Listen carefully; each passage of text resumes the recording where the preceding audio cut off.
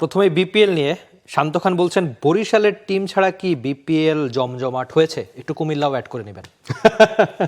আসলে বাংলাদেশের মানে যে আঞ্চলিক একটা ব্যাপার স্যাপার আছে যেটা মানুষ আসলে উপভোগ করে না। তো বিপিএল এর যে প্ল্যাটফর্ম আমরা দেখেছি যে বিভিন্ন রিজিয়ন বাংলাদেশের কিন্তু তাদের মধ্যে যে একটা তর্ক বিতর্ক হয়, মানে বরিশালের একটা ল্যাঙ্গুয়েজ, চট্টগ্রামের একটা ল্যাঙ্গুয়েজ, তো এই নানান ধরনের মানে সাংস্কৃতিক এবং ভাষাগত বিভিন্ন অমিলের কারণে একটা কিন্তু ইন্টারেস্টিং ব্যাপার তৈরি হয় কিন্তু এই যখন প্রত্যেকটা টিম থাকে। কুমিল্লার যদিও ওরকম সিগনেচার কোনো মানে ভাষাগত কোনো স্পেশালিটি নাই, একটা জগা খিচুড়ি আছে আঞ্চলিক ভাষার মধ্যে, এক একটা অঞ্চল এক এক রকম। তো সেই জায়গা থেকে যেমন নোয়াখালী এবার যোগ হলো, আবার বরিশাল নাই। সো ওইটা থাকলে আমার কাছে মনে হয় ভালোই হতো, মানে অন্তত অঞ্চল ভেদে যে একটা তর্ক বিতর্ক চলে চায়ের স্টলে, ওইটাও আরেকটু বেশি জমতো না। আরেকটা ব্যাপার হতে পারে যে অনেকেই ধারণা করে যে নোয়াখালী বা কুমিল্লার লোকজন শুধু ব্যবসায়ী করে, কিন্তু আমার মনে হয় তারা ক্রিকেটটাও অনেক বেশি ওন করে। আপনি যখন কুমিল্লা ছিল হিউজ একটা ফ্যান বেস ছিল, এবারও নোয়াখালী ঠিক আছে, মাঠের ক্রিকেটটা যদি আপনি বাদ দেন, মানে 30-35টা বাস ভাড়া করে প্রায় কত 300 কিলোমিটার পাড়ি দিয়ে সিলেটে গিয়ে দলকে সমর্থন দিয়েছে। এই ব্যাপারটা তো একটু ভালো দিক নাকি? না, এটা তো দিবেই, জীবনে প্রথমবার নোয়াখালী একটা দল পেল বিপিএল এর। পরে কমেন্টটা আচ্ছা, পলাশ হোসেন তিনি বলছেন আইপিএল থেকে যে মোস্তাফিজুর রহমানকে কলকাতা দল থেকে বাদ দিল, চেন্নাই ও দিল্লি ক্যাপিটালস তো বিট করেছিল, এই দুই দলের একটু যদি মুস্তাফিজ খেলতো তাহলে কোনো মানে মোট কথা হচ্ছে কলকাতায় না গিয়ে যদি চেন্নাই বা দিল্লিতে হতো তাহলে এই অকারেন্সটা হতো কিনা, হোয়াট ডু ইউ থিংক?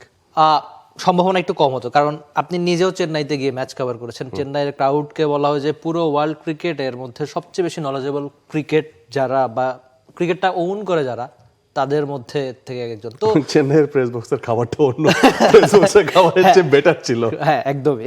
তো চেন্নাইয়ের লোকজন বা তারা তাদের ক্রিকেটারদের ব্যাক করতে পারে বা সমর্থন দিতে পারে, সেক্ষেত্রে শাহরুখ খানের দল হওয়াতেই বা এ ধরনের নানান ইস্যু বা নানান কথা উঠছে। তবে চেন্নাই বা দিল্লি হলে আমার মনে হয় যে মুস্তাফিজ আইপিএলটা খেলতেও পারে। জিওপলিটিক্যাল ইস্যুটা কলকাতায় যতটা এই মুহূর্তে জ্বলছে, সেটা আপনি বলতে যাচ্ছেন কম্পারেটিভলি সেখানে হলে হয়তো বা ইস্যুস কম ক্রিয়েট হতো আমার মনে হয়। মেবি, এটা আসলে একান্তই ধারণা, মানে এটা আসলে বলা যাচ্ছে না পুরোপুরি। হাওলাদার রাজু তিনি বলছেন বাংলাদেশ দলকে এখনো ব্যক্তি নির্ভর ক্রিকেট খেলছে নাকি সত্যি টিমের রূপ নিচ্ছে? আমি এটা একটু বলতে চাইব যে ব্যক্তি নির্ভর ক্রিকেটটা আসলে আমরা যখন ওই পঞ্চপাণ্ডব এই শব্দটার এস্টাবলিশমেন্ট বাংলাদেশ ক্রিকেটে যে কয়দিন ছিল সেই কয়দিনই আমরা দেখেছি যে ব্যক্তি নির্ভর আসলে দল ছিল, মানে আমরা ঘুরে ফিরে এই 5 জনের কাছ থেকে পারফরমেন্স চাইতাম। বাট এই 5 জন যখন চলে গেল তখন কিন্তু সমন্বিত একটা এফোর্ট আমরা দেখতে পাচ্ছি, মানে এফোর্ট আলটিমেটলি তখনও সমন্বিতই ছিল, বাট ফোকাসটা ছিল ওই 5 জনের দিকে। সেই ফোকাসটা কিন্তু এখন ডিফোকাসড হয়ে গেছে। পুরো দলই কিন্তু চেষ্টা করছে জেল আপ করার জন্য, পুরো দলের কাছ থেকেই, সেটা ব্যাটার হোক বোলার হোক, সব ডিপার্টমেন্ট সবার কাছ থেকে কিন্তু একটা কম্বাইন্ড এফোর্ট আসছে, সেটাই উচিত আমার কাছে মনে হয়। আর লিটনকে একটা প্রশ্ন করা হয়েছিল যে এখন বাংলাদেশ দলের সবচেয়ে বড় সুপারস্টার কে, তো তিনি বলেছিলেন যে কেউ নাই, মানে একদম সরাসরি বলে দিয়েছেন যে কেউ নাই। তো এই যে একটা টিম বন্ডিং বা টিম এফোর্টের যে গল্প, তিনি বোঝাতে চেয়েছেন দলের সবাই ইম্পর্টেন্ট, দলের সবাই সমান, প্রত্যেক মেম্বারই সমান, যারা খেলবে একাদশে বা সেরা একাদশে থাকবে প্রত্যেকে দলের জন্য খেলবে, টিমের জন্য খেলবে। পরের কমেন্টটা রাকিব করেছেন বাংলাদেশের বিশ্বকাপ ভেন্যু সংক্রান্ত নতুন কোনো সঠিক তথ্য আছে কিনা? বিসিসিআই এর সেক্রেটারিকে সেখানকার গণমাধ্যম কর্মীরা প্রশ্ন করেছিল আজকের আপডেট, তিনি সেখানে কোনো উত্তর দেননি। তিনি বলেছেন যে এটা হচ্ছে মানে তাদের ক্রিকেট এক্সিলেন্সের যে সভা ছিল সেখানে শুধুমাত্র তাদের ইন্টারনাল ক্রিকেট নিয়ে কথা হয়েছে, এ বিষয়ে কোনো কথা হয়নি। এটা মূলত ডিসিশনটা আসলে আইসিসি নেবে, তো সেখান থেকে আসলে ওনার কাছ থেকে উত্তর আসাটার কথা না, যদি না আইসিসির কাছ থেকে কোনো ইনস্ট্রাকশন না আসে। আর তাদের কাছে ইনস্ট্রাকশন গেলে আইসিসির কাছ থেকে একই ইনস্ট্রাকশন বাংলাদেশ ক্রিকেট বোর্ডের কাছেও আসবে। তো আমিনুল ইসলাম বুলবুল তিনি এই মুহূর্তে সিলেটে থাকার কথা, যদিও এখনও মানে মূল ভেন্যুতে গিয়ে তিনি পৌঁছাননি।